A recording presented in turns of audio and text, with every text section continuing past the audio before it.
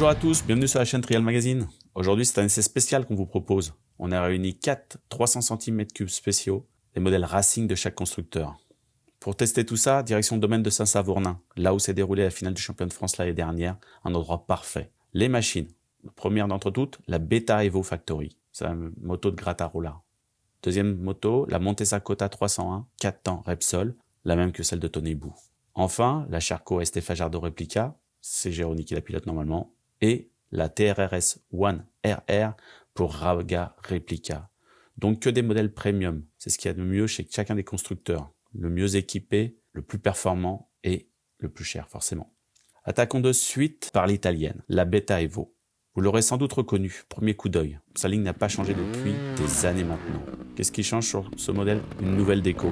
Bleu, rouge, des jantes dorées. Dans le détail, le cylindre est retravaillé, Beta a monté des durées de silicone, un peu plus solide.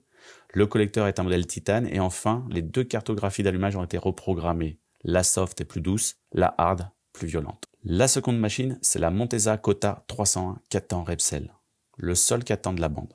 C'est une moto qui n'existait pas l'année dernière car Montesa ne la proposait qu'en 260. On va dire que c'est la nouveauté du constructeur nippon, c'est d'avoir fait passer cette machine en 301. Techniquement, il y a un petit changement quand même. La fourche est désormais fournie par Showa. C'était une tech, on gagne au change. Global, c'est une machine qui est magnifique, elle aussi, avec ses petites protections carbone, sa finition incroyable. Troisième moto, la Sherco ST Fajardo Replica. Une moto qui est donc auréolée du titre de championne de France avec Géroni à son guidon. Avec la disparition des séries Racing, c'est désormais le modèle haut de gamme du constructeur français. Sur cette moto, qu'est-ce qu'on distingue? La culasse rouge, la canne en titane, les jantes ajourées pour gagner quelques grammes, le guidon Negen avec son galbe particulier et quelques pièces S3 pour lui donner une touche Racing. Il y a les repose-pieds, pas de chaîne, les excentriques de roue arrière. Sinon, on marquera surtout la fourche tech alu et forcément l'amortisseur Raiger de voie. Dernière machine réunie, la TRRS One RR pour Raga Replica. Qu'est-ce qui diffère sur ce modèle du modèle de base? Le carburateur,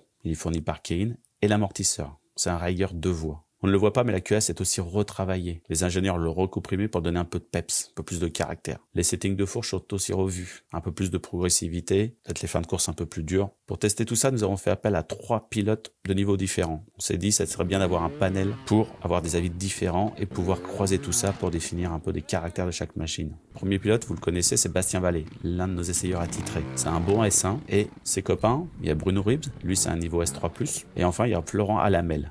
C'est un ancien S1 qui aujourd'hui s'inscrit plutôt en S2 parce qu'il est un peu passé à l'enduro. Voilà, on a 3 gars, des niveaux différents, c'est parfait. En une seule journée, ils ont roulé sur le domaine de Saint-Savornin. Alors, qu'est-ce qu'il ressort de cette journée d'essai? La Beta. Elle nous a séduit par sa partie cycle très stable, très sûre, très rigoureuse. C'est une machine sur laquelle on monte et qui ne surprend pas, on va dire. Le moteur est exploitable, pas trop méchant, mais il fonctionne bien. Pas mal de puissance, de la force, mais il faut un petit peu le rentrer dedans pour qu'il donne son plein potentiel. Donc c'est une machine entre le châssis très rigide et le moteur qui demande un petit peu à être violenté, dans lequel il faut rentrer dedans.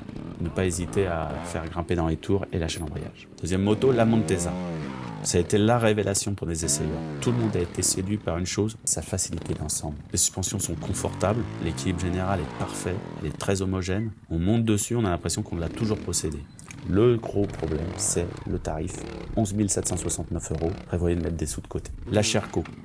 Sherco ST300 Fajardo, c'est un peu l'antithèse de la Montesa. Machine très légère, très précise, aussi performante, bien sûr, mais élitiste. Elle se place au millimètre. Il faut être un bon pilote pour l'exploiter à son plein potentiel. Sinon, vous allez vite vous faire déborder par son caractère excessif.